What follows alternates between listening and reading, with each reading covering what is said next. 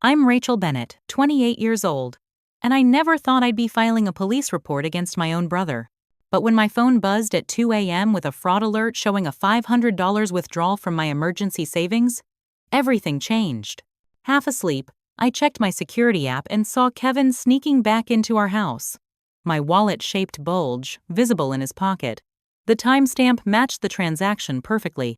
They say blood is thicker than water. But let me tell you something, when family betrays you, that cut goes bone deep. Before I dive into this nightmare, let me know where you're watching from.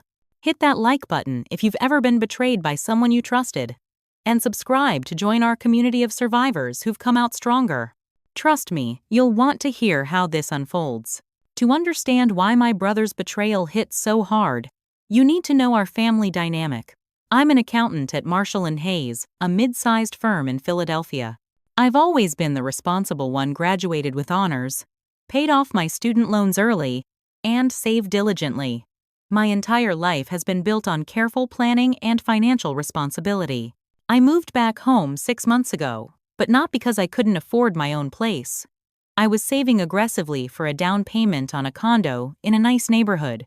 Living with Mom meant I could put away an extra $1,500 monthly. Just 3 more months and I would have reached my goal. Then there's Kevin, my younger brother, by 2 years. While I was studying accounting, he was bouncing between community college programs, never finishing anything. He's charming and can talk his way out of almost anything, a quality our mother Diana found endearing, but that I recognized as manipulation. Kevin's money troubles started in high school with sports betting. By 21, he'd racked up credit card debt that our father paid off on the condition Kevin would get counseling. He attended 3 sessions before quitting. Dad always said, he just needs to find his path, but I saw the pattern forming years ago. When Dad passed away 3 years ago from a sudden heart attack, something shifted in our family. Mom, drowning in grief, transferred all her protective instincts to Kevin. She started making excuses for him, covering his rent when he forgot to pay it, and lending him money that never returned. I tried talking to her about enabling his behavior, but she'd snap back, "He's struggling without your father." Last Christmas, Mom discovered Kevin had maxed out her credit card on online gambling sites. She was devastated but forgave him after a tearful apology. I was the one who spent hours on the phone disputing charges and setting up fraud alerts on her accounts. Kevin promised to get help, even attended Gamblers Anonymous for a month before dropping out again. I've tried helping him too. I created a budget spreadsheet, offered to pay for financial counseling, and even got him an interview at my friend's company. He showed up late and underdressed. When confronted, he accused me of trying to control him like Dad did. Living together these past 6 months had been increasingly tense. Kevin would come home at odd hours, take secretive phone calls in the backyard, and grew defensive whenever money came up in conversation. Mom noticed too, but brushed it off as Kevin being Kevin. What nobody knew was my system for protecting myself financially. I maintained multiple accounts at different banks, checking for daily expenses, high-interest savings for my house fund, an investment account for retirement, and a separate card tied to my company's expense account that I managed for work-related transactions. Each card looked slightly different. The work card was navy blue, with the company logo subtly embossed on it. I kept it in a separate compartment in my wallet, away from my personal cards.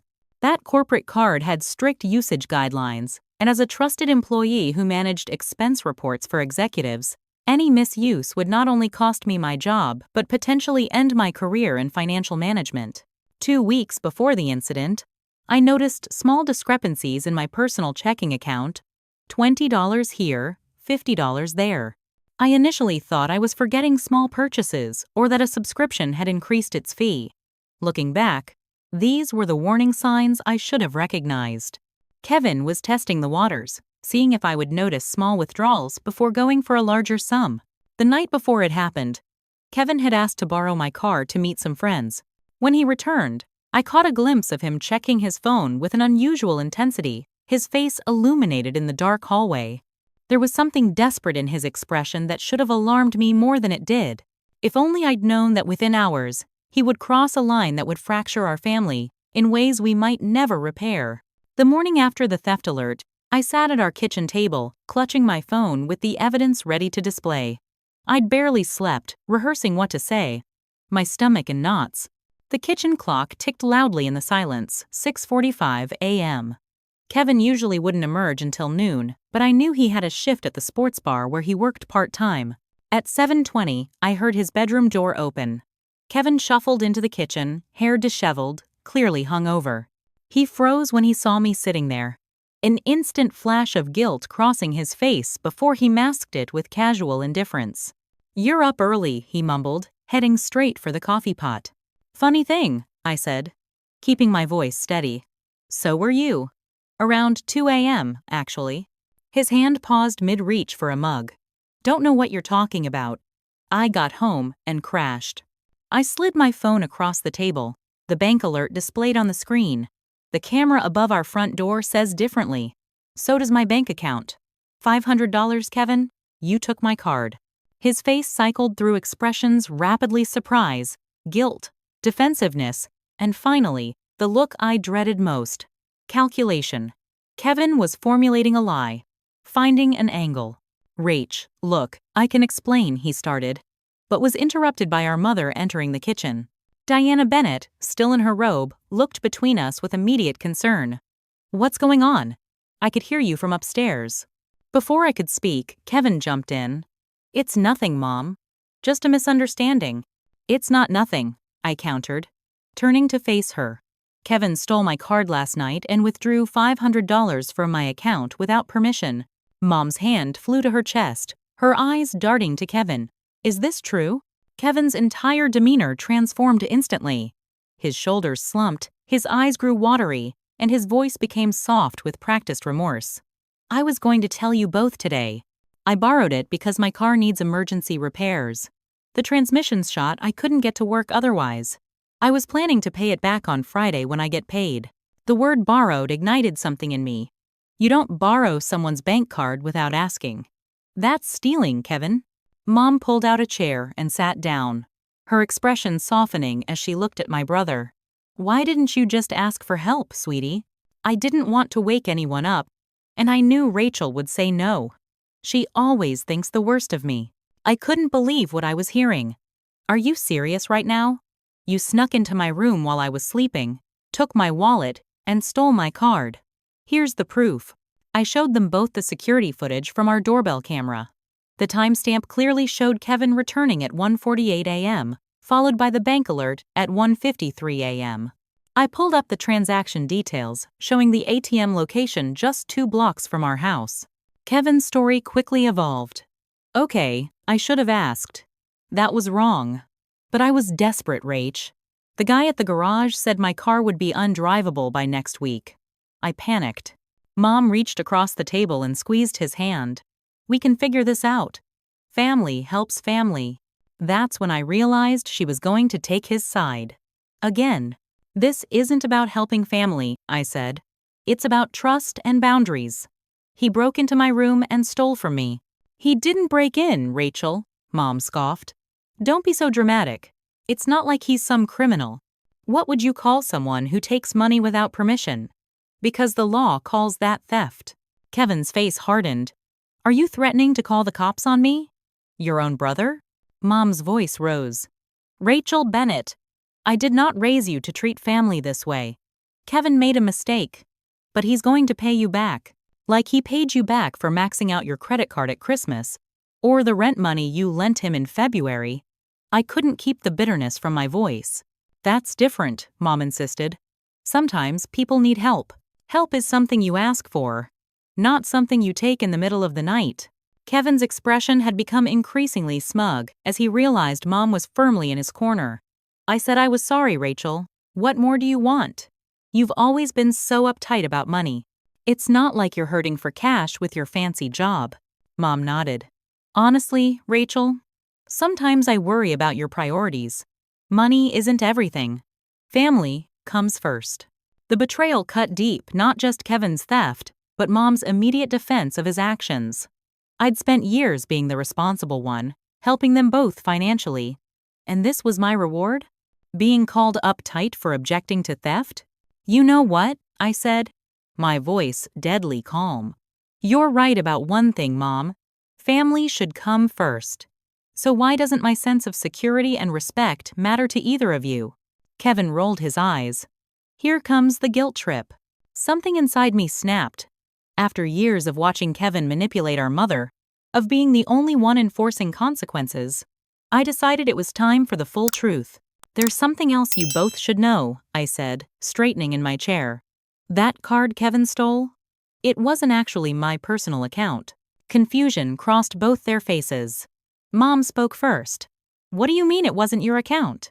The card Kevin took, the navy blue one with the small logo in the corner, is my corporate expense card from Marshall and Hayes. It's not my money he stole. It's my company's. The color drained from Kevin's face. Mom looked between us, not yet grasping the implications. I don't understand, she said. As a senior accountant, I manage expense accounts for our executive team, I explained, my professional tone returning. That card is entrusted to me for business expenses only. Every transaction is reviewed by the finance department. Taking money from that account isn't just theft, it's corporate fraud. Kevin's smugness evaporated instantly. You never told me it was a work card. Why would I? Who expects their wallet to be rifled through while they're sleeping? I turned to Mom, whose expression was beginning to shift. This isn't about $500 anymore. This is about my career and professional reputation. Surely your company would understand Mom started. No, they wouldn't. The firm handles millions in client funds. Trust is everything in accounting. If I report unauthorized use, there's an automatic investigation. If I don't report it and they discover it later, I could be considered complicit in the fraud. So don't report it, Kevin said quickly. Just pay it back yourself. I stared at him incredulously. That would be fraud too, covering up misuse of company funds. I could lose my CPA license. Everything I've worked for would be gone. Mom's defensive posture finally began to weaken. There must be some solution that doesn't involve getting Kevin in trouble. I'm already in trouble, Mom, I said firmly. The moment that card was used at an ATM at 2 a.m., flags were raised in our system. I have until the end of the day to file an explanation before the automatic audit begins. Kevin leaned forward, panic rising in his voice. Rachel, please. I didn't know. I can't have fraud charges on my record. I'll pay it back right now. He pulled out his wallet and emptied it $73 and some loose change. Where's the rest of it? I asked coldly. What happened to the $500? His eyes dropped to the table. I needed it for something important. Gambling debts, I guessed, watching his reaction confirm it. How much do you owe, Kevin? After prolonged silence, he whispered, $8,000. Mom gasped. $8,000? To whom? Some guys I met through online poker. They fronted me money when I was on a losing streak. His voice cracked. They've been texting threats, saying they'd come here if I didn't start paying them back.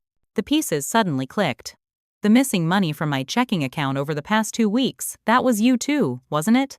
Kevin couldn't meet my eyes, which was answer enough. How long have you been taking my cards while I sleep? I demanded. Just a few times, he mumbled. Small amounts.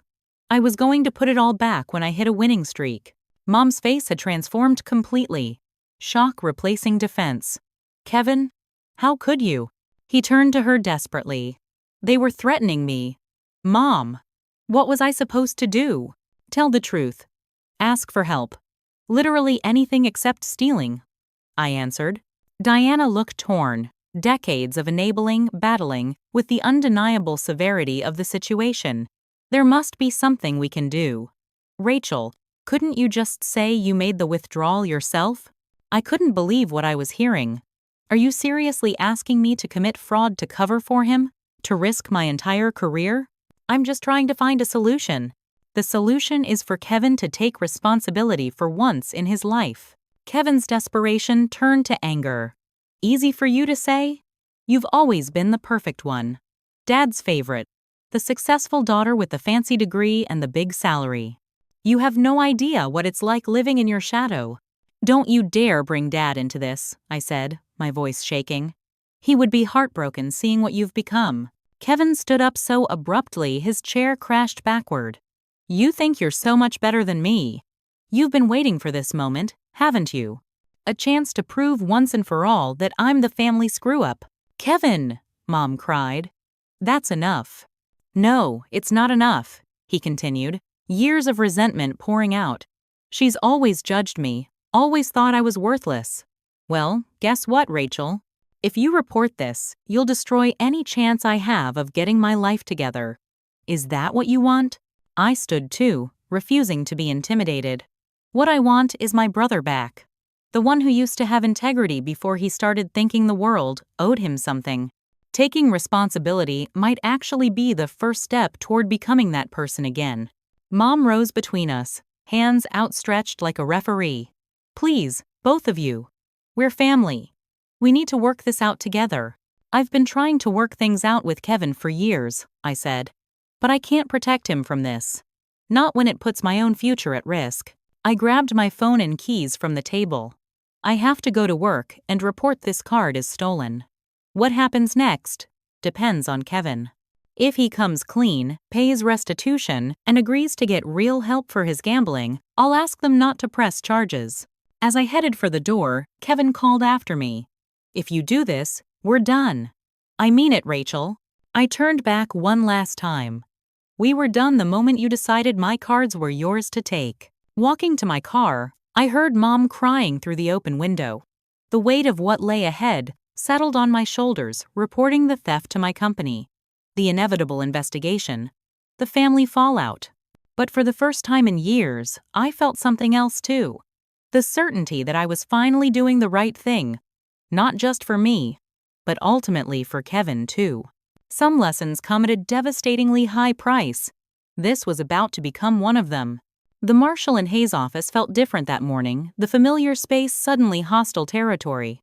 My hands trembled slightly as I approached Janet Wilkins, our finance director, to report the card theft. Unauthorized withdrawal?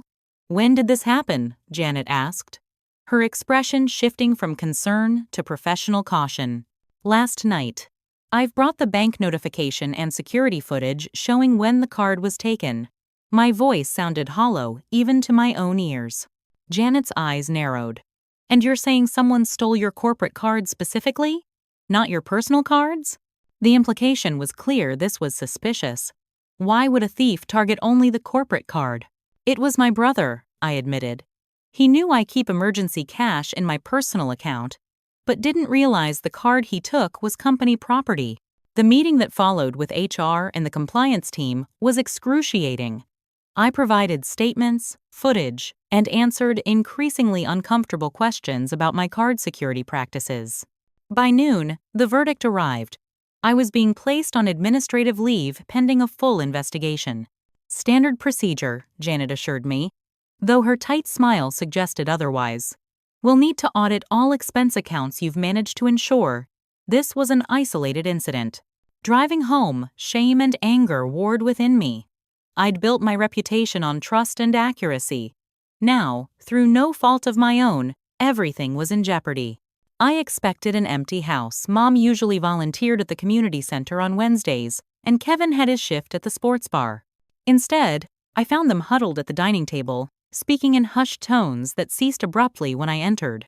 Mom's forced smile didn't reach her eyes. You're home early. Administrative leave, I said flatly. They're auditing all my accounts. Kevin at least had the decency to look uncomfortable. Rachel, we've been talking. We have a solution. We? I echoed, noticing scattered papers on the table bank statements. Company policies I recognized from my employee handbook. Mom straightened, adopting the reasonable tone she used when mediating family disputes. We've looked into this, and there's a simple fix. You can tell your company you authorized Kevin to use the card for a personal emergency. A misunderstanding, not theft. I stared in disbelief. You want me to lie to my company? To commit actual fraud? It's not fraud if you gave permission, Kevin interjected. Except I didn't give permission, and we have proof I was asleep when you took it. My voice rose despite my efforts to stay calm. Do you understand what you're asking? This isn't just about $500 anymore. If I lie and they find out, I could face criminal charges myself. Mom reached for my hand. Rachel, sweetie, we're just trying to protect the family. Kevin made a mistake, but does he deserve to have his life ruined over it? And what about my life? I pulled away. I'm already on leave. My reputation is already damaged. You're asking me to set myself on fire to keep Kevin warm. Again, Kevin's expression darkened. If that's how you see helping your brother, don't. I cut him off. Don't twist this into me being selfish. You stole from me. From my company. Those are the facts. His face contorted with sudden fury. Facts? Here's a fact for you. If you go through with this, I'll tell your company you've been embezzling for months. That you gave me the card and PIN as part of your scheme. Kevin! Mom gasped, but she didn't stop him. Why would they believe you? I asked, though ice formed in my stomach. Because I saved the texts, he bluffed, though his eyes shifted away. The ones where you told me which ATMs don't have cameras, how to withdraw just under the reporting limit. Those texts don't exist. Your word against mine. And guess who looks more suspicious, the trusted employee suddenly reporting theft after months of irregular transactions? Or the brother who came clean about being part of her scheme? Mom sat silent, making no move to intervene as my brother threatened to destroy my life completely. That's when I noticed the state of the living room behind them, dresser drawers partially open, items out of place. With growing horror, I rushed to my bedroom. My jewelry box sat open, several pieces missing, including the pearl earrings Dad gave me for college graduation. My tablet was gone from my nightstand, along with the emergency cash I kept in my desk drawer. When I returned to the dining room, rage had replaced shock. You didn't just take my card. You've been stealing my things to pawn. Kevin's expression confirmed it before he spoke. I needed money fast. Those guys weren't playing around with their threats. I was going to get everything back once I paid them off. Get out, I whispered. Rachel, Mom began. Let's not. No. I'm done. I turned to Kevin. Return my things and get out of this house. Or I call the police right now, not just about the card, but about theft of my personal property too. Kevin scoffed. This is Mom's house, not yours. I turned to Diana, hoping against hope she would finally stand up for what was right. Instead, she looked away, murmuring, Let's all calm down. We can work this out. The last thread of hope snapped. You know what? You're right. This isn't my house. I pulled out my phone and began texting. I'll be the one to leave.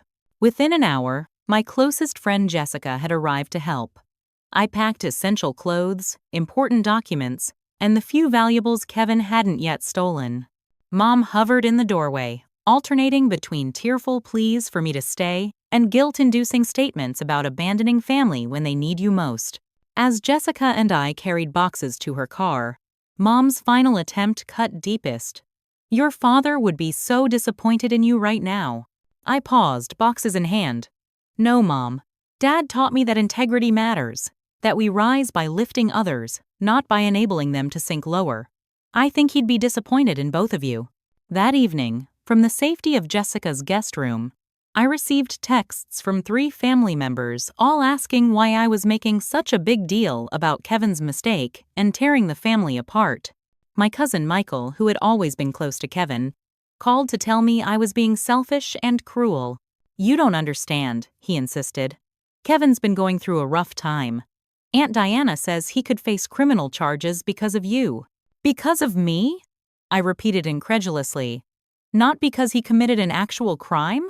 Family protects family, Rachel. You're breaking the code. By nightfall, it seemed the entire extended family had chosen sides most against me. Only Uncle Paul, Dad's brother, called with a different message. I know what it's like being the responsible one, he said quietly. Your dad was the same way, always cleaning up after me when we were young. But he didn't truly help me until he let me face consequences. Stay strong, Rachel. You're doing the right thing. Those words sustained me as I lay awake that night, feeling more alone than I had since Dad died, wondering if doing the right thing would cost me my entire family.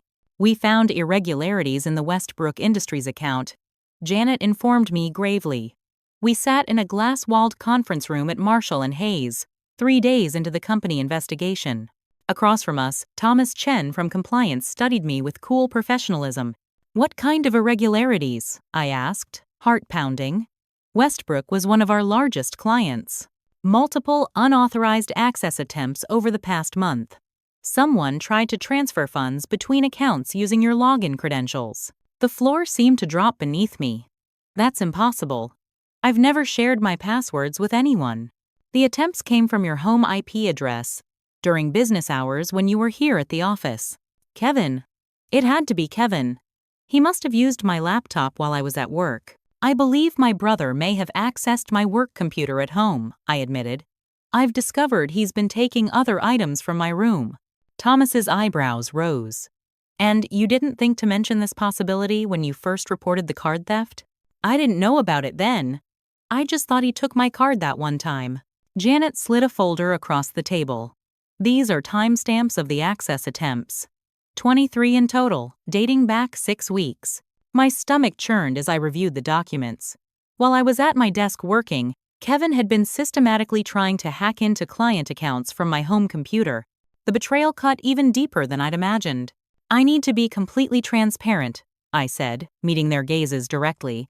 I recently discovered my brother has a gambling problem and significant debts. He's been stealing my personal items to pawn. I've moved out of my family home as a result. Neither Janet nor Thomas looked surprised. Sympathy flickered briefly in Janet's eyes. Rachel, we've always valued your work here. But this situation raises serious concerns about security. I understand, I whispered. What happens now? The investigation continues. In the meantime, you'll remain on leave. We've changed all your passwords and revoked your access credentials as a precaution. As I left the building, a familiar voice called my name. Jessica, who worked in the tax department, hurried to catch up. How bad is it? She asked, falling into step beside me. Bad. They found access attempts to client accounts. Her eyes widened. Kevin? I nodded miserably. Had to be. He was home alone while I was here. That little Jessica caught herself. What are you going to do? I need proof it was him. Not just for the company, but for myself.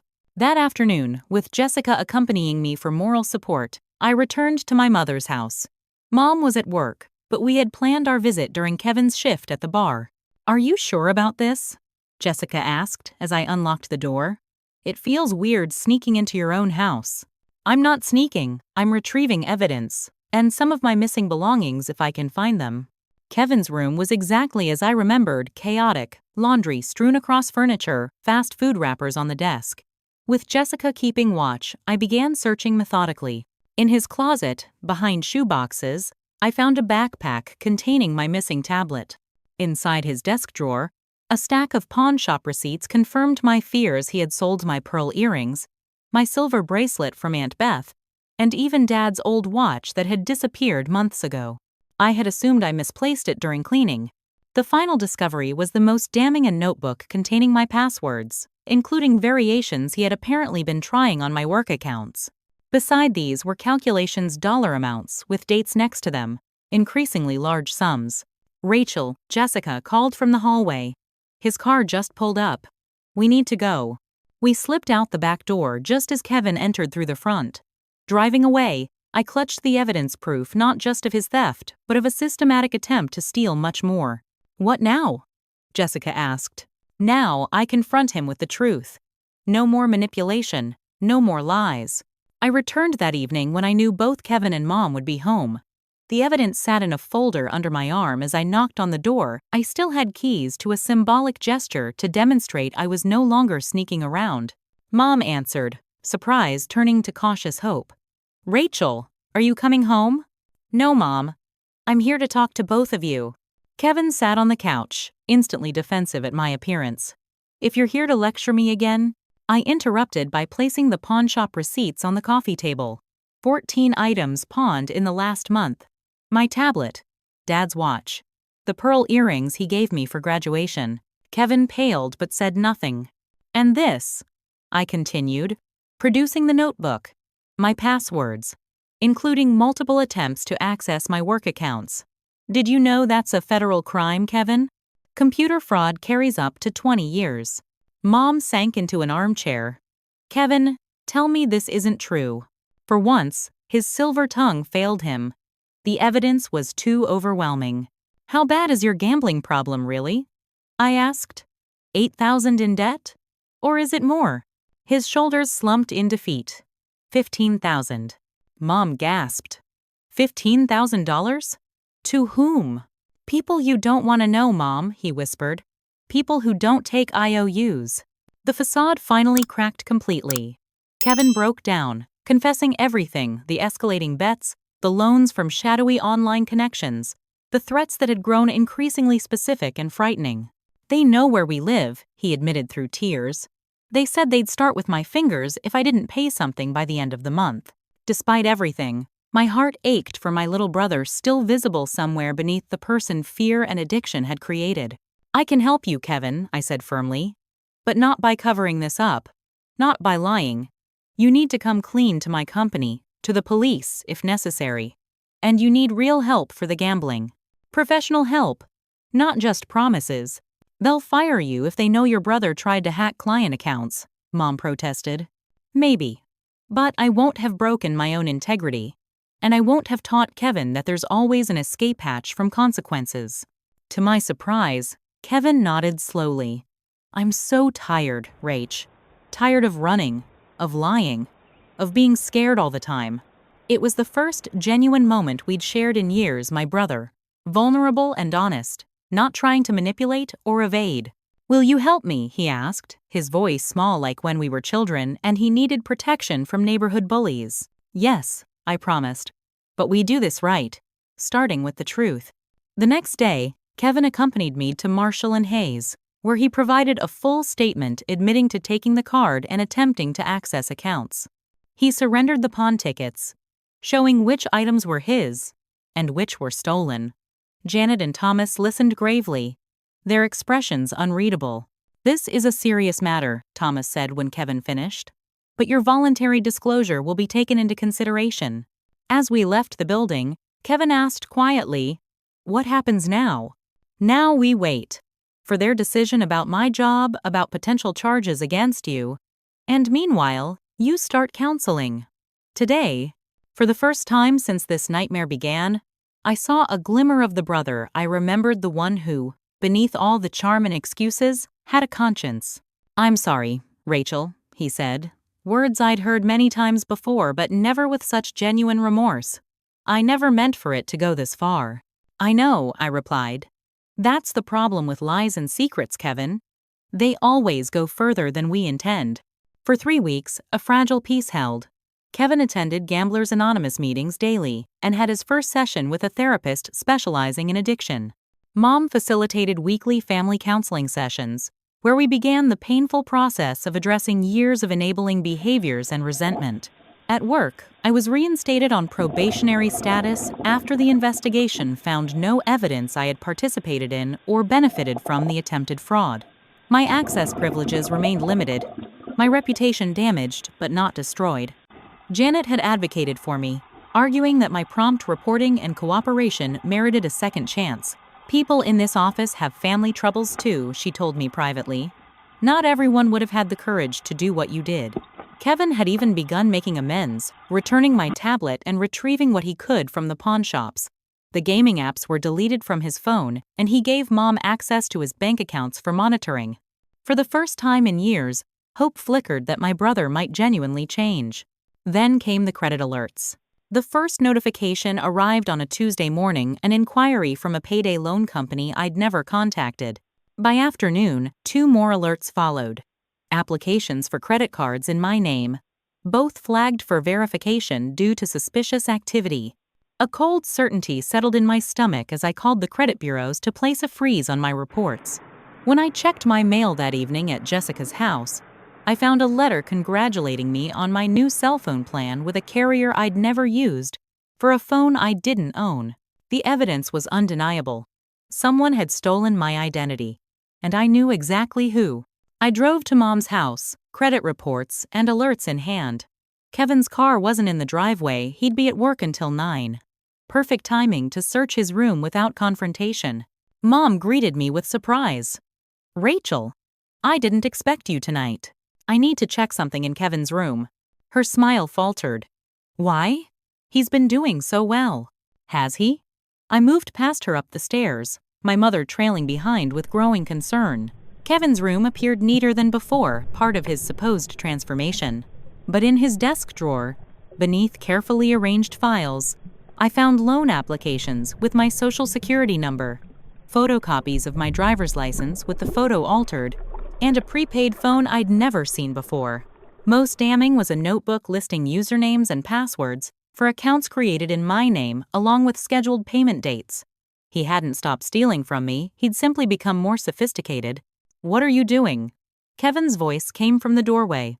His shift apparently ended early.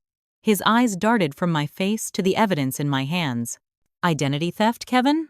After everything?" His expression cycled through shock, guilt, then indignation with practiced speed. "It's not what you think. Really? Because it looks like you've opened at least 3 accounts in my name." "I had to," he exploded. "Those guys were still threatening me. The counseling, the meetings, it was all taking too long. I needed money now." Mom pushed past him into the room. "What's happening?" I handed her the documents. "Kevin has been stealing my identity to get loans and credit cards." Unlike before, Mom didn't immediately defend him. She stared at the papers, the color draining from her face. Kevin's tone turned pleading. "Mom, I had no choice. They said they'd hurt you too if I didn't pay." "There's always a choice," I said. "You could have gone to the police. You could have been honest with us about how bad things really were." "The police can't protect us 24/7, he snapped. "You don't understand what these people are capable of." I gathered the evidence into a folder. "I'm taking these, and I'm filing a police report for identity theft." Kevin lunged forward, grabbing for the folder. "You can't. They'll arrest me." "Let go, Kevin." In the struggle, papers scattered across the floor. Kevin shoved me back against the desk, knocking the wind from my lungs. I hadn't seen such raw aggression from him since we were teenagers. "Kevin!"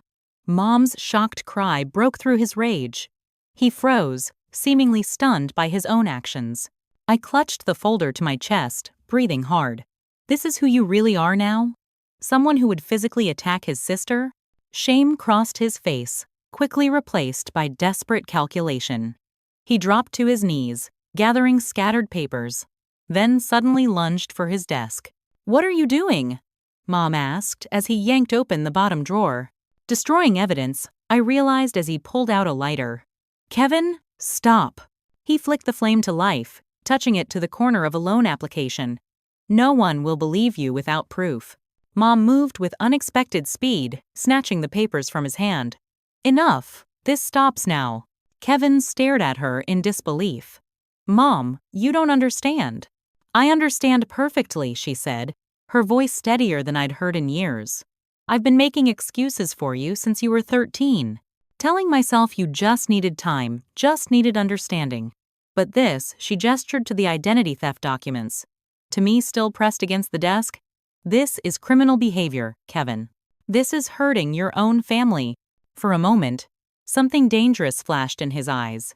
Then, with a strangled cry of frustration, he swept his arm across the desk, sending his lamp and computer monitor crashing to the floor. "Fine, call the police. Ruin my life. That's what you've both wanted all along, isn't it?" He stormed from the room, his footsteps thundering down the stairs. The front door slammed with such force that a picture fell from the hallway wall. Mom and I stood in shocked silence, the weight of what had just happened settling between us. When she finally spoke, her voice was barely above a whisper. "I enabled this, didn't I? All these years, making excuses, covering for him. We both played our parts," I admitted. "I covered for him too, until I couldn't anymore." She picked up the fallen photograph, a family portrait taken on my college graduation day. Dad beaming proudly, Kevin smiling his charming smile, both of us daughters flanking them with matching caps and gowns. A frozen moment of hope before everything began to fracture. "I need to call the police," I said gently. "Not just because of the identity theft, but because I'm worried about what he might do now." Mom nodded, a tear sliding down her cheek. "I know. I just keep thinking about your father, how heartbroken he would be to see this day. Dad would want us to do the right thing, even when it's the hardest thing." As I made the call, Mom gathered the scattered evidence, methodically arranging everything in the folder. For the first time since Dad died, I glimpsed the strong woman who had raised us, not the enabler Kevin had manipulated, but the mother who had once taught us right from wrong. When the officers arrived 20 minutes later, they took our statements with professional detachment. One searched the house, confirming Kevin had fled, taking his backpack and presumably whatever cash he could find. Identity theft between family members is unfortunately common, the officer explained as she cataloged the evidence. We'll put out an alert for your brother. But with these threats you've mentioned, we should also discuss safety precautions for both of you. As they were preparing to leave, Mom's phone chimed with a text message. Her face paled as she read it. It's from Kevin, she said, handing me the phone. He says he's sorry, but we've left him no choice. That he's going to disappear for good. The officer took the phone, reading the message with a frown. Ma'am, does your son have access to any vehicles besides the one in your driveway? A terrible realization dawned. My car. I breathed. I parked it on the street. He still has a spare key from when we shared it last year. We rushed outside to find the space where my car had been parked empty. He's running, the officer concluded, immediately radioing in the vehicle description and license plate. With the evidence we have, plus auto theft, there will be a warrant for his arrest by morning. That night, Mom and I sat in the kitchen, drinking tea neither of us really wanted. The silence punctuated only by occasional updates from the police. No sign of Kevin or my car. No activity on his phone after that final text. It was as if he had simply vanished. I keep thinking about when he was little, Mom said finally. How he would hold my hand crossing the street, so trusting. Where did that little boy go, Rachel? I had no answer that wouldn't break her heart further. Instead, I reached across the table and took her hand in mine, the two of us united in grief for someone who wasn't dead, but was lost to us nonetheless. Kevin's face stared back at me from the county jail's visitor room monitor, thinner, unshaven. His usual confidence replaced by hollow-eyed resignation. 2 weeks after his disappearance, Highway Patrol had found my abandoned car at a bus station near the state line. Kevin himself was apprehended 3 days later, trying to pawn my laptop at a shop whose owner recognized him from the police bulletin. You actually came, he said, his voice flat through the speakers. I said I would. The court-appointed lawyer had called yesterday, asking if I'd speak with Kevin before his arraignment. Despite everything, I couldn't refuse. Is Mom coming too? I shook my head. She's not ready yet. The doctors want her blood pressure stabilized first. The night of Kevin's arrest, Mom had collapsed in the kitchen. The stress of the past months had culminated in what the doctor called a hypertensive crisis. She was stable now but under strict orders to avoid additional stress. So it's my fault she's sick too. Kevin's laugh held no humor. Add it to my tab. Why did you do it, Kevin? The identity theft? After promising to change? He stared down at his hands. I thought I could fix everything before anyone found out. Pay off the gambling debts with the new loans. Then pay off the loans slowly. No one would get hurt. Except my credit score. And my reputation. I was desperate.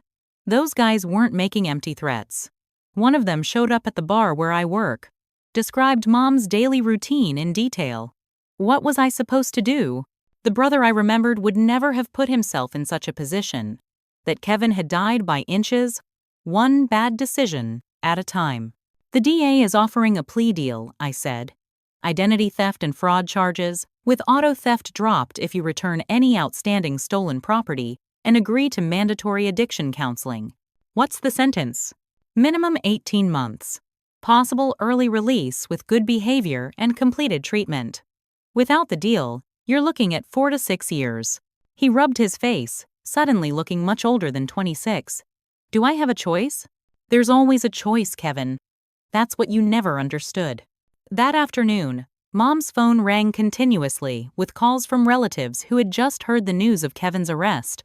Most were shocked, but a vocal minority blamed me for escalating the situation. You could have handled this privately, Aunt Meredith insisted. Family matters should stay within the family. Identity theft isn't a family matter, it's a felony, I countered. But such distinctions fell on deaf ears. Mom sat on the couch, staring at family photos, while I fielded the calls. After the fifth angry relative, I silenced her phone. "They don't understand," Mom said quietly. "They only saw what Kevin wanted them to see. The charming, misunderstood nephew who just needed one more chance?" She nodded. "I believed it too, for so long. Even after your father died, when the signs became impossible to ignore, the familiar grief of Dad's absence washed over us both. He had been our mediator, our moral compass. Without him, the family had slowly splintered along lines of accountability versus enabling. Later that week, we attended a family dinner at Uncle Stephen's house, a tradition started after Dad's death. Kevin's absence hung heavy in the air, though no one mentioned it until Cousin Michael arrived late, already belligerent from pre-dinner drinks. "Well, if it isn't the sister of the year," he announced, gesturing toward me with his beer. "How's it feel, getting your own brother locked up?" Uncle Stephen stepped in quickly. "Michael, that's enough. We agreed no discussion of Kevin tonight." "Why not?" "Everyone's thinking about it." Michael turned to Mom. "Aunt Diana, you can't be okay with this. Your own son in jail because Rachel wouldn't help family." Mom straightened. "My son is in jail because he committed multiple crimes, Michael. Against his sister, against me, against his employers. Rachel gave him many chances." The room fell silent. No one had expected this from Diana Bennett, who had defended Kevin reflexively for years. "So you're taking her side now?" Michael persisted. "I'm not taking sides. I'm facing reality, which is something our family hasn't been very good at where Kevin is concerned." Aunt Meredith bristled. "What's that supposed to mean?" "It means we've all enabled him in different ways. Made excuses, looked the other way. I was the worst offender." Mom's voice grew stronger. "But that stops now." The dinner deteriorated rapidly after that. Family members chose sides openly, some defending Kevin as a troubled soul who needed support, others expressing shock at the extent of his crimes. By dessert, 2 cousins had stormed out, and Aunt Meredith was in tears. As we drove home, Mom seemed strangely peaceful. "That went better than expected," she remarked. I glanced at her in surprise. They practically had a food fight over the cherry pie. Yes, but it was honest. For the first time in years, people said what they really thought instead of what they thought they should say. She was right, I realized. Our family had maintained a facade of harmony by never addressing the elephant in the room: Kevin's escalating problems and everyone's complicity in enabling them. The following Sunday, Uncle Paul invited us to brunch, just the 3 of us. Dad's older brother had always been the family straight-talker, often at the cost of popularity at gatherings. "I should have spoken up years ago," he admitted over coffee. "I saw what was happening with Kevin, how Richard's death left a vacuum that the boy filled with manipulation." "Why didn't you?" I asked, without accusation. Same reason most people don't fear of conflict, not wanting to overstep. But mostly because I'd been that kid once. He turned to Mom. "Your husband saved me, Diana. Did he ever tell you that?" Mom shook her head. "I was headed down the same path as Kevin in my 20s. Gambling, drinking, excuses. Richard was the only one who called me on my bullshit. Refused to lend me money. Reported his own car stolen when I borrowed it without permission." "Dad never mentioned this," I said, stunned. "He wouldn't. But that tough love saved my life. I got sober, got counseling, built a real career instead of chasing easy money." He reached for both our hands. "Kevin can come back from this too, but only if we stop cushioning his fall." In the months that followed, our family slowly sorted itself into those who understood addiction and enabling, and those who preferred comfortable denial. Some relationships were damaged beyond immediate repair, particularly with Michael and Aunt Meredith, who continued to blame me for betraying Kevin. Others surprised us with their support. Cousins who had kept quiet for years shared stories of Kevin borrowing money he never repaid, of belongings that disappeared during his visits. A fuller picture emerged of how far his problems had extended beyond our immediate family.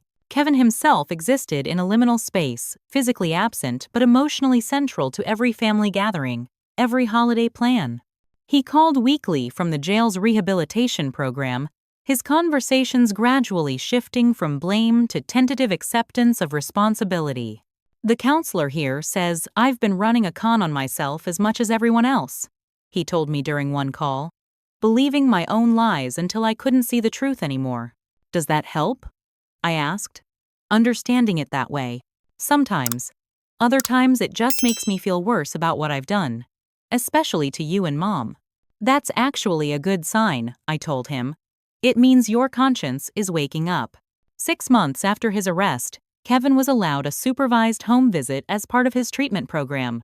Mom cleaned the house obsessively beforehand, both nervous and eager to see her son. When the corrections officer brought him to the door, the three of us stood awkwardly in the entryway, the weight of everything that had happened creating an invisible barrier. Then Mom stepped forward and wrapped her arms around him. "Welcome home," she whispered, tears streaming down her face. "Even if it's just for today." Kevin met my eyes over her shoulder, his own wet with tears. "I'm sorry, Rachel," he said. Not for the first time, but perhaps for the first time with full understanding of what he was apologizing for. For everything. I nodded. Not yet ready to cross the distance between us, but acknowledging the first fragile bridge being built. Some journeys back from betrayal take longer than others. This one had only just begun. 2 weeks before Kevin's parole hearing, Mom called me at work, her voice tense. "Can you come over tonight? There's something you should see." I arrived to find her sitting at the kitchen table, a laptop open before her, her expression grave. I was using Kevin's old computer to store family photos. The desktop has more memory than mine. I found this by accident. She turned the screen toward me. Open was a browser window showing gambling websites, dozens of them in the bookmarks bar. The date on the browsing history: yesterday. "That's not possible," I said, frowning. "Kevin's still in the rehab facility. He doesn't have internet access except for supervised sessions." "I know. Which means someone else used his computer to visit these sites." She pointed to a saved login credential. Someone using his old account. A sick feeling formed in my stomach. "His phone?" Mom nodded. I checked our wireless router history. A device named KB Phone connected multiple times this week, always between 1 and 4 a.m. "He's been sneaking in here at night?" "How?" "The rehab facility has strict curfews. I don't think he's been leaving rehab." Mom pulled out a small box from beneath the table, a prepaid phone. Still in its packaging, receipt stapled to the back. "I found this hidden in his closet when I was doing spring cleaning." The receipt is dated last week, purchased from the convenience store near his group therapy location. The implications were clear. Kevin had arranged for someone, likely another patient with outside privileges, to purchase him a phone. He was using it to access gambling sites during night hours, probably after the facility's bed checks. "He's violating his treatment program conditions," I said quietly. "If they find out, or if he tests positive for restricted internet access at his parole hearing, they'll extend his sentence." Mom's hands trembled slightly. "Rachel, I don't know what to do. If we report this, he loses his chance at early release. If we don't, he hasn't changed," I finished for her. "And we'd be enabling him again." We sat in silence, the weight of the decision crushing us both. Finally, Mom straightened her shoulders. "We need to confront him. Together. At his next home visit this weekend." Kevin's monthly supervised visit was scheduled for Saturday. He arrived with his case officer, Sandra, who would remain in the house during the 4-hour visit but give the family space to interact. Mom had prepared his favorite meal pot roast with root vegetables, and for the first hour, conversation remained superficial. Kevin talked about his progress in the facility's career training program, his new certification in bookkeeping, his plans for finding work after release. "I've been speaking with my old boss at the sports bar," he said, helping himself to seconds. "He might have a position for me. Office work instead of bartending. Less temptation." "That sounds promising," I said, watching him carefully. He seemed genuine, making eye contact, his body language open. Nothing suggested he was hiding anything. After dinner, as Sandra took a phone call in the front room, Mom brought out dessert and the prepaid phone box. Kevin froze mid-reach for his water glass. "Where did you find that?" "In your closet," Mom replied evenly. Along with this, she placed a printed sheet showing the router connection history beside the phone box. The transformation was instant and chilling. Kevin's face hardened, his eyes darting toward the doorway where Sandra sat just out of earshot. You went through my things? He hissed. What gives you the right? It's my house, Kevin, Mom replied. I was cleaning. But that's not the issue here. You're gambling again, I said quietly. On Mom's Wi-Fi, using a phone you had someone buy for you, breaking at least 3 conditions of your treatment program. Kevin's expression shifted from anger to calculation. It's not what it looks like. Don't. Mom's voice cracked like a whip. Don't lie to us again. Not now. Not after everything. For a long moment, he seemed to debate his options. Then his shoulders sagged. Fine. Yes. I've been placing small bets. Just to pass the time. It doesn't mean anything. It means everything, I countered. It means the counseling isn't working. It means you're still addicted. You don't understand addiction, he snapped. It's not something that just goes away because I took some classes and talked about my feelings. I'm managing it. By secretly gambling? Mom asked incredulously. How is that managing anything? Kevin leaned forward, speaking rapidly. Look, I've got it under control this time. Small bets, no loans. And I'm winning more than losing. By the time I get out, I'll have enough set aside to help pay you both back faster. The familiar pattern emerged, Kevin justifying his actions, minimizing harm, promising future redemption. But something had changed in Mom and me. We recognize the script now. We need to tell Sandra, I said. This violates your parole conditions. Panic flashed across Kevin's face. You can't. They'll extend my sentence, maybe by years. Is that what you want? Of course not, Mom replied. But we can't pretend this isn't happening either. Just give me until the hearing. 2 weeks. I'll stop. I swear. Delete the accounts. Throw away the phone. His voice dropped to a whisper. Please, Mom. Rachel. I'm so close to getting out. Mom and I exchanged glances. Years of experience with Kevin's promises weighing between us. No, Mom said finally. Not this time. Kevin's face contorted with rage. After all the progress I've made? One mistake and you're ready to throw me back in jail? This isn't one mistake, I pointed out. It's a deliberate pattern of deception. Again, who are you to judge me?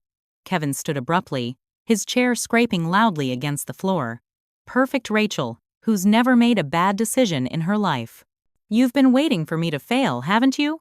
Just so you could say, I told you so. Mom rose to face him. Kevin, lower your voice. Sandra will hear. Let her hear. Let everyone hear how my family stabs me in the back the moment I slip up. He swept his arm across the table, sending plates and glasses crashing to the floor. Kevin! Mom gasped. Sandra appeared in the doorway, instantly alert. What's going on here? Kevin turned on her, eyes wild. They're lying about me, setting me up to fail my hearing. Nobody's setting you up, I said, fighting to keep my voice steady. We found evidence you've been gambling again. Using a secret phone. Sandra's expression hardened as she took in the scene, the broken dishes, the phone box on the table, Kevin's barely contained fury. Mr. Bennett, please sit down, she ordered. When he remained standing, she added, now. Or this visit ends immediately. Kevin dropped back into his chair, breathing heavily. Miss Bennett, Sandra addressed Mom. What evidence are you referring to? Mom explained what we'd found, her voice remarkably calm, despite the chaos Kevin had created.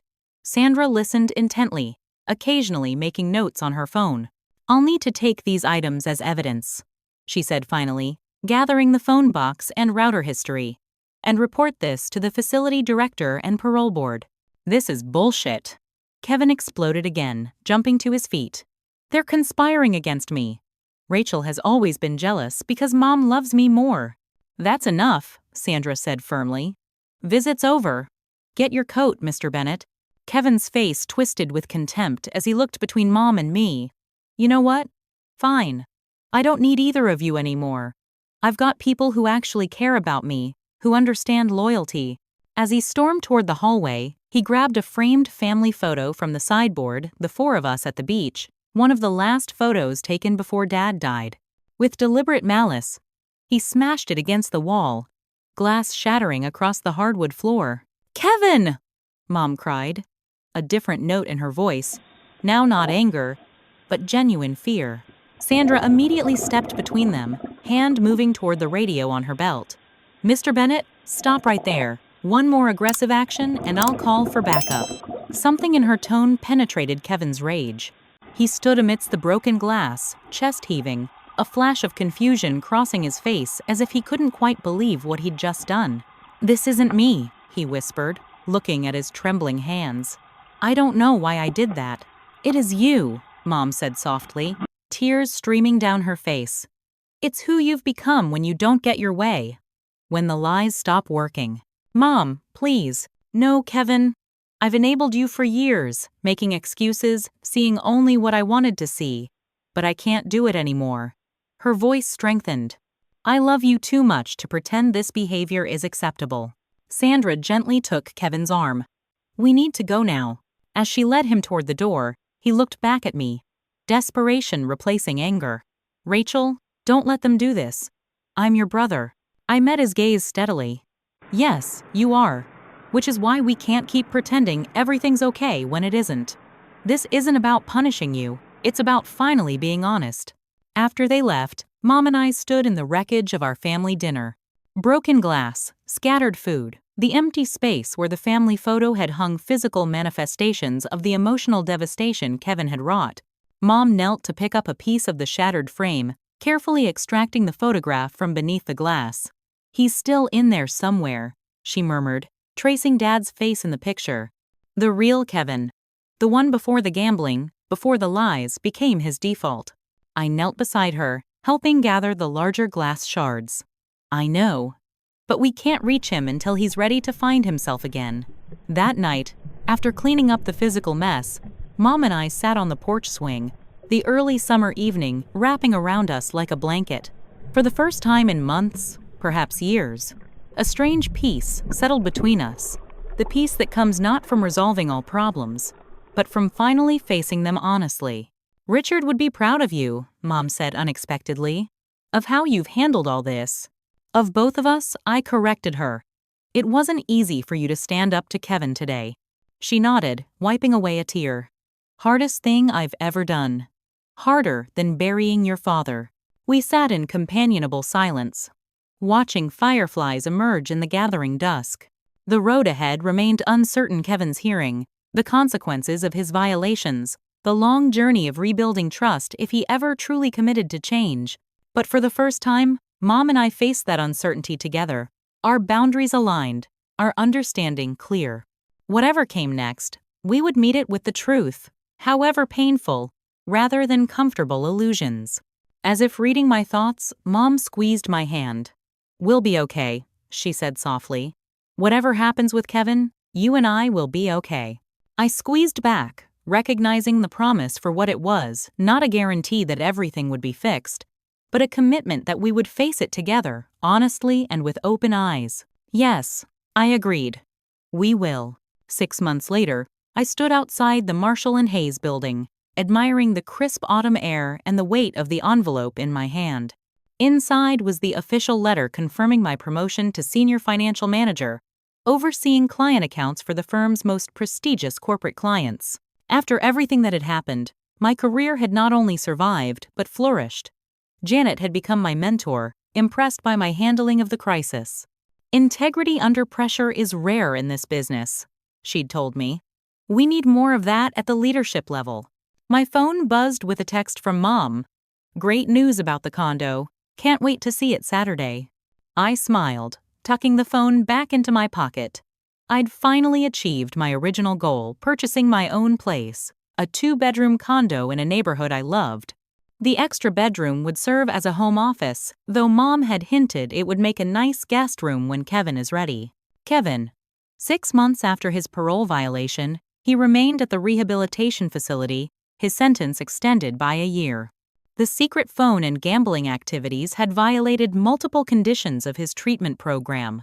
The parole board had been unambiguous in their ruling. Initially, Kevin had refused our visits, angry and blaming us for his extended sentence. But 3 months ago, something had shifted. His counselor called it a breakthrough. Kevin had finally recognized the pattern of his behavior and his own responsibility for the consequences. His first letter arrived a week later, Handwritten on lined paper, the penmanship careful and deliberate. Dear Rachel and Mom, for the first time in my life, I'm facing myself honestly. Not the self I pretend to be, or the self I wish I was, but who I actually am. It's terrifying, but also liberating. I understand now that what I saw as betrayal was actually the truest form of love refusing to enable my self-destruction. I have a long way to go. Years of patterns to unlearn. But I wanted you to know I'm finally doing the real work. Not just going through motions. I don't expect forgiveness or trust. Those must be earned. And I've broken both too many times. But I hope someday to prove, through actions not words, that your faith in the real me wasn't misplaced. With genuine remorse and gratitude, Kevin. Since then, we'd established a careful, tentative communication. Bi-weekly phone calls with Mom. Monthly letters between Kevin and me. Small steps toward what might someday become reconciliation. My drive home took me past Mom's house. On impulse, I turned into the driveway, noticing Uncle Paul's car already parked outside. Since the confrontation with Kevin, Mom had reconnected with Dad's side of the family, particularly Paul, who became a steady source of support and understanding. Rachel! Mom greeted me with a hug when I entered. Perfect timing. Paul brought dinner from that Italian place you love. The kitchen smelled of garlic bread and marinara sauce, the table already set for 3. These impromptu family dinners had become regular occurrences, filling the void left by the fractured extended family gatherings. How's my favorite niece? Uncle Paul emerged from the living room, reading glasses perched on his nose. Heard about the promotion. Your dad would be busting his buttons with pride. Thanks, Uncle Paul. I accepted his bear hug, the familiar mention of Dad, no longer bringing only pain, but a warm remembrance. Over dinner, Mom shared news from her grief support group, which she joined earlier in the year. It took me 3 years to accept I needed help processing Richard's death. Looking back, I can see how my unresolved grief fueled my enabling of Kevin. Insight is the first step toward change. Paul nodded approvingly. Speaking of which, have you told Rachel about your boundary-setting class? Mom smiled sheepishly. It's an 8-week workshop at the community center. Learning to establish and maintain healthy boundaries. Something I've needed for approximately my entire adult life. The changes in Mom over these months had been remarkable. From someone who avoided conflict at all costs, she'd become a woman who faced difficult truths directly. She'd reconnected with old friends, started volunteering at a financial literacy program, and even begun dating occasionally a retired professor from the local community college who shared her love of gardening. Kevin called yesterday. She mentioned casually as we cleared the dishes. My hands stilled on a plate. How is he? Better, I think. More present in the conversation. He asked about your promotion, said he saw it on the company website when they let him use the computer lab. Did he sound okay? Mom considered the question carefully. Not happy, exactly. But steadier. More grounded in reality. He's working with a new counselor who specializes in addiction and family systems. That's good, I said, meaning it. Despite everything, I still hoped for Kevin's recovery, even as I maintained the boundaries necessary for my own well-being. Later, as Uncle Paul and I washed dishes while Mom packed leftovers for me to take home, he spoke quietly. Your mom told me Kevin might be eligible for a transitional program next spring. Supervised apartment, regular job, continued treatment. That's sooner than I expected, I admitted. Do you think he's ready? Paul dried a plate thoughtfully. Ready is a complicated concept with addiction. From what I've seen in my own journey, recovery isn't a destination, it's a daily practice. But he's doing the work, and that's what matters. I'm still afraid to trust him, I confessed. Does that make me a terrible sister? It makes you a sister who's been hurt repeatedly. Trust should be earned, not automatically granted because of blood ties. He placed a hand on my shoulder. Your boundaries aren't punishment, Rachel. They're protection for you and, ultimately, for Kevin too. Those words stayed with me as I drove to Jessica's house, where I was spending my final weeks before moving into my new condo. Jessica had been my rock throughout this entire ordeal, offering her guest room without hesitation when I needed to leave Mom's house, listening without judgment as I processed years of family dysfunction. Boundaries are protection, not punishment, I repeated to myself as I pulled into her driveway. The next morning, I met with a financial advisor to finalize my new security protocols. After Kevin's identity theft, I'd become almost obsessive about financial protection, credit monitoring services, complex passwords, two-factor authentication on every account. These measures are solid, the advisor confirmed, reviewing my plan. But I'm concerned you might be overcompensating out of fear. What do you mean? There's a difference between prudent caution and living in constant anxiety. From what you've described, your systems go well beyond what most people need. Her observation struck home. I had been living in fear not just of Kevin's actions, but of my own vulnerability. Somewhere along the way, protecting myself had become a fortress that kept out trust along with danger. That weekend, during my regular therapy session, I brought up the advisor's comment. Dr. Mitchell nodded thoughtfully. Fear is a natural response to betrayal. But when it becomes the lens through which you view all relationships, it limits your ability to connect authentically. So I should just trust people blindly again? I asked, a defensive edge creeping into my voice. Not blindly, no. But perhaps with discernment rather than suspicion as your starting point. She leaned forward. Rachel, you've built remarkable boundaries to protect yourself from further harm. That was necessary and healthy. But boundaries work best when they're permeable, letting in what nurtures you while keeping out what damages you. I thought about my relationships outside the immediate family drama, how I'd pulled back from friends, colleagues, potential romantic interests, how I'd replaced vulnerable connection with self-sufficient isolation. I don't know how to find that balance, I admitted, between protection and connection. That's exactly what we'll work on, she assured me. You've done the hard work of establishing boundaries. Now comes the equally challenging work of learning when and how to open them selectively. 2 weeks later, I visited Kevin for the first time since his parole violation. The rehabilitation facility's visiting area was bright and comfortable, potted plants softening the institutional feel. Kevin looked different, his face leaner, his eyes clearer, his usual nervous energy replaced by a measured calmness. Thank you for coming, he said simply. I wasn't sure you would. Neither was I admitted. But I'm glad I did. Our conversation remained careful, focusing on neutral topics, my new condo, his vocational training in accounting software, a documentary series we'd both independently watched. We avoided the landmines of past hurts and betrayals, not out of denial but from mutual recognition that trust would need to be rebuilt slowly, if at all. As the visit ended, Kevin handed me a sealed envelope. My counselor suggested I write impact statements acknowledging how my actions affected others. This is yours. You can read it when you're ready, or never. It's your choice. I accepted it, touched by the respect for my boundaries implicit in his words. Thank you.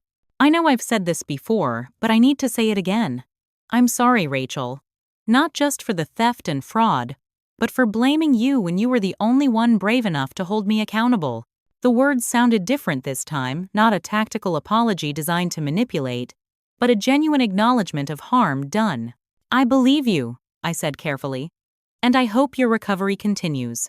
But trust will take time. He nodded, accepting this truth without argument. I know.